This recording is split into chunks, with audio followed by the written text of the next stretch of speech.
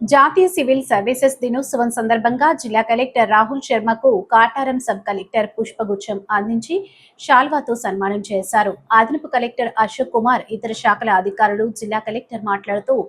దినోత్సవం ఉద్దేశం ప్రజాపాలనలో ఉన్నత ప్రమాణాలను నిర్ధారించడమే కాకుండా సమర్థవంతమైన పాలన అందించడమని జిల్లా కలెక్టర్ తెలిపారు.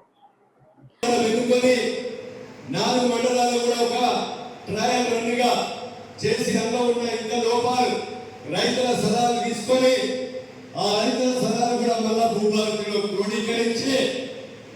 జిల్లాకు ఒక మండలం తదనంతరం తీసుకొని దయచేసి నాకు శాంపేట మండలంలో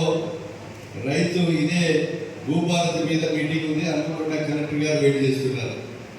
కనుక దయచేసి ఈరోజు భూపాలపల్లి విచ్చేసినటువంటి జిల్లా కలెక్టర్ గారు రాహుల్ శర్మ గారు, అదేవిధంగా మన సోదరుల ఈరోజు ధరణి వల్ల గత బీఆర్ఎస్ ప్రభుత్వంలో రైతులు అనేక అవసరాలు పడ్డారు.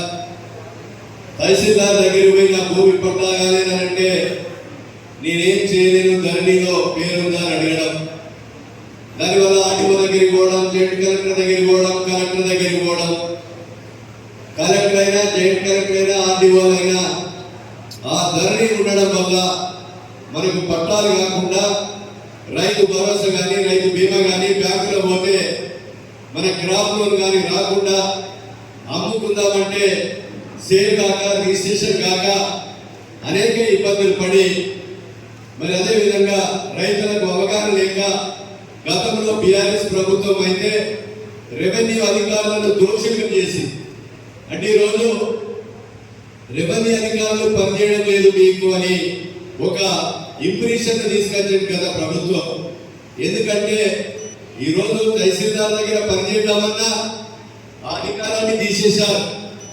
ఆర్డీఓ చెందిన అధికారాన్ని తీసేశారు, మన జిల్లా కలెక్టర్ దగ్గర కూడా అధికారాన్ని తీసేశారు. దాని వల్ల పట్టాలు కాకుండా ఇబ్బందులు పాలైంది. గత కాంగ్రెస్ ప్రభుత్వంలో ఒక పటవారి వ్యవస్థ ఉంటే ఆ పటవారి ఒక ఇంటికాడ కూర్చొని రకగట్టిన రసీదు తీసుకొని ఈరోజు అమ్ముకున్న పేరు పారిలో రాసి కొనుక్కున్న పేరు తీసేసి సంవత్సరానికి ఒకసారి జమబందీ చేసి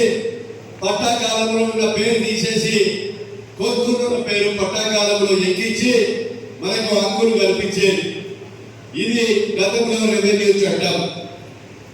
కేసీఆర్ వచ్చిన తర్వాత సారాపైన మీద పట్టా చేస్తాని ఒక ధరణిని తీసుకొచ్చి ఆ ధరణి పేరుతో దగా చేసి దోపిడీ చేసి అక్రమాలు చేసి వాళ్ళ సంచు నింపుకొని వాళ్ళ యొక్క కడుపు నింపుకున్నారు తప్ప పేదవానికి న్యాయం రైతుకు జరగలేదని మీకు ఈ సందర్భంగా నేను తెలియజేస్తున్నాం. కనుక ఈరోజు రేవంత్ రెడ్డి గారు చెప్పారు, కాంగ్రెస్ పార్టీ అధికారంలోకి రాగానే ఈ ధరణిని పక్కన ఖాతంలో చేస్తాం, రైతులకు న్యాయం చేస్తాం, భారతదేశంలో అర్హంగా ఎక్కడ ఉన్నా ఆ ధరణిని క్యాన్సల్ చేసి పేదవాడు దున్నుకునే వాళ్ళకు పట్టాలు ఇచ్చే విధంగా చేస్తామని ఎన్నికల ముందు చెప్పడం జరిగింది. గౌరవనీయులు ముఖ్యమంత్రి రేవంత్ రెడ్డి గారు చెప్పిన ప్రకారంగా ఈరోజు ప్రమాణ స్వీకారం చేసిన కానుండి మన ప్రిన్సిపల్ సెక్రటరీ నవీన్ మిట్టల్తో సహా పాటు ఒక 8-9 మందిని కమిటీ వేసి భారతదేశం మొత్తం కూడా తిప్పించి ఏదైతే రెవెన్యూ భూమి దొరుకునే పేదవారికి ఏ రకంగా పట్టాలు చేయాలి ఒక అధ్యయనం చేసి ఆ అధ్యయనం చేసి రాత్రి పౌరు నిద్రపోకుండా అధ్యయనం తయారు చేసిన తర్వాత ఈరోజు భూభారతి చట్టం తీసుకురావడం జరిగింది.